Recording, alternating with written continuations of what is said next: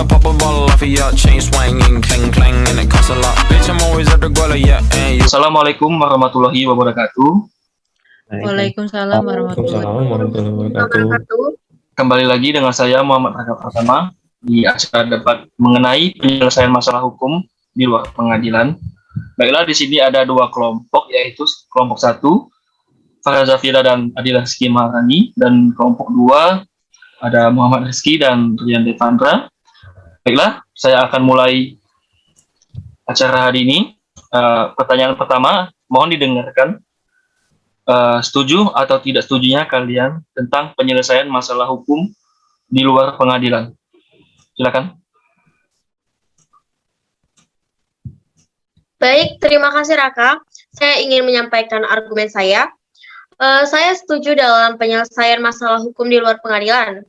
Atas hal itu, karena dengan melalui proses ini bisa memudahkan kita dalam menyelesaikan suatu masalah, di mana dapat dilakukannya musyawarah pada kedua pihak yang bermasalah. Dengan hal ini juga kita dapat bernegosiasi dalam mengambil keputusan bersama. Adapun hal ini merujuk pada penjelasan pasal 1 angka 10 UU nomor 20 tahun 1999. Baiklah, ada yang ingin menyanggah atau menanggapi? Izin moderator, saya ingin menanggapi pendapat dari Farah. Ya, dipersilakan. Oke, terima kasih. Terima kasih Farah, pendapatnya sangat baik.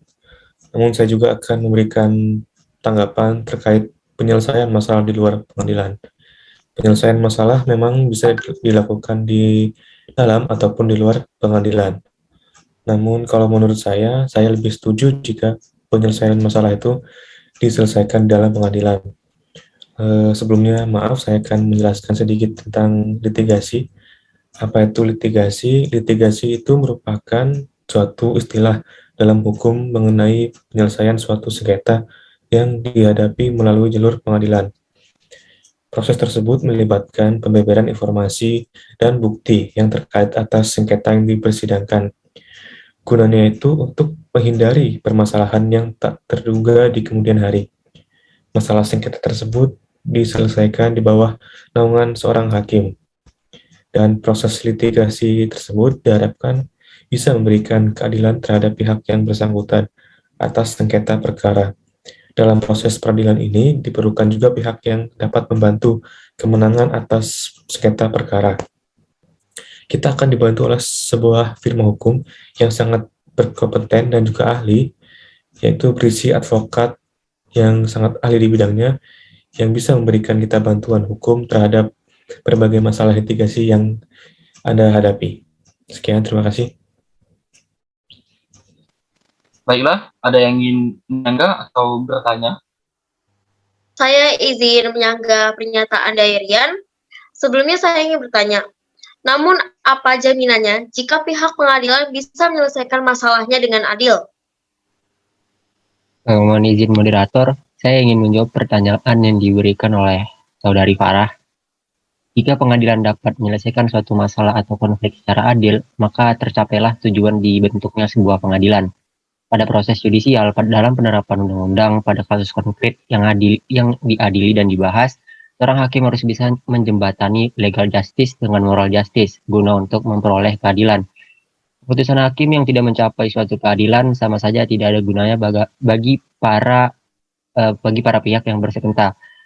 Karena hasil yang diharapkan oleh para pihak yang bersengketa di pengadilan selain untuk menegakkan hukum, dan inilah salah satu cara agar keadilan tersebut dapat diwujudkan. Namun jika tidak tercapai, maka tidak akan ada manfaatnya sama sekali yang didapati oleh para pihak yang bersengketa yang hadir atau beracara di pengadilan. Melalui pengadilan inilah nampak ada benang merah dalam penegakan hukum oleh hakim. Karena di dalam pengadilan, hakim berpedoman pada undang-undang. Oleh karena itu, keputusan hakim tidak dijatuhkan pada ruang hampa, melainkan untuk mewujudkan keadilan. Maka penegakan hukum selain untuk menciptakan perlindungan hukum bagi masyarakat, tetapi juga untuk mewujudkan keadilan. Ian. Bagaimana, saudari Farah? Terima kasih sebelumnya untuk Rizky dan Rian atas argumennya, tetapi saya masih belum setuju di sini.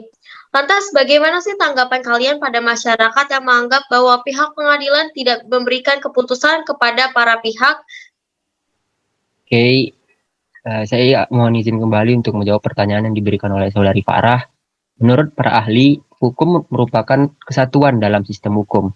Tidak ada hukum yang bertentangan dengan peraturan-peraturan hukum lain dari sistem tersebut. Sistem hukum yang ada di Indonesia itu beragam. Ada hukum adat, hukum agama, dan juga hukum negara. Dan adanya juga pengaruh hukum Eropa, terkhusus Belanda, yang menjajah Indonesia selama 3,5 abad lebih lamanya dan pastinya memberikan pengaruh terhadap sistem hukum di Indonesia. Tanggapan mayoritas masyarakat terhadap hukum di Indonesia itu kurang baik. Mereka menanggapi sistem dari hukum tersebut sudah baik, namun tinggal pelaksanaannya saja yang masih tidak sesuai dengan apa yang mereka harapkan. Peraturan atau hukum itu sebenarnya ada dan dipercaya, namun tidak diterapkan dan juga tidak ditegakkan. Lalu, buat apa sih hukum dan peraturan itu ada? Mayoritas masyarakat kehilangan kepercayaan terhadap hukum, padahal semua tergantung pada masyarakatnya, apakah mereka mau diatur atau tidak. Jika kita tidak mau diatur oleh hukum, bagaimana cara para penegak ini bisa melaksanakan tugasnya? Peraturan atau hukum ini jika berhasil, kita juga akan merasakan manfaatnya. Jika masyarakat sudah beranggapan baik dengan hukum, maka juga harus diikuti dengan moralitas para penegak hukum. Karena salah satu penyebab tidak pedulinya masyarakat terhadap hukum ini adalah karena mereka mendapati pengalaman yang buruk dengan penegak hukum. Penegak hukum pun masih terlihat pandang bulu. Karena sifat inilah masyarakat juga kurang percaya terhadap penegak hukum yang beranggapan jika mereka memiliki uang maka semuanya akan baik-baik saja. Untuk membenahi hukum di Indonesia dibutuhkannya perubahan, yaitu penegak hukum yang lebih tegas lagi dalam menjalankan tugasnya dan juga masyarakat yang mengubah pandangan mereka terhadap hukum. Kian. Bagaimana kelompok 1? Ada yang ingin menanggapi? Mohon izin Saudara Raka, saya ingin Ya. menyanggah pernyataan dari Saudara Rizky. Menurut saya, hanya dengan menyelesaikan masalah hukum di pengadilan tidak cukup karena nantinya jika salah satu pihak merasa dirugikan, bisa adanya dendam pribadi dari pihak tersebut dan membuat masalah berkepanjangan. Akan tetapi, jika penyelesaian masalah di luar pengadilan akan lebih memudahkan menyelesaikan masalah. Adapun hal ini disebut non-litigasi atau dinamakan dengan Alternative Dispute Resolution atau ADR. Tujuannya sendiri untuk memperoleh jalan keluar yang saling menguntungkan para pihak. Penyelesaian juga bisa melalui wasit atau arbitrase. Selama proses non-litigasi, ini kita bisa meminta bantuan kepada advokat atau konsultan hukum profesional. Adapun gunanya, seorang advokat ini bisa memberikan kita pelayanan hukum melalui jalur litigasi, tetapi juga non-litigasi melalui alternatif penyelesaian masalah di luar pengadilan. Kembali kepada Saudara Raka, terima kasih. Bagaimana? Ada tambahan? Kelompok 1? Saya setuju dengan yang dikatakan Anila.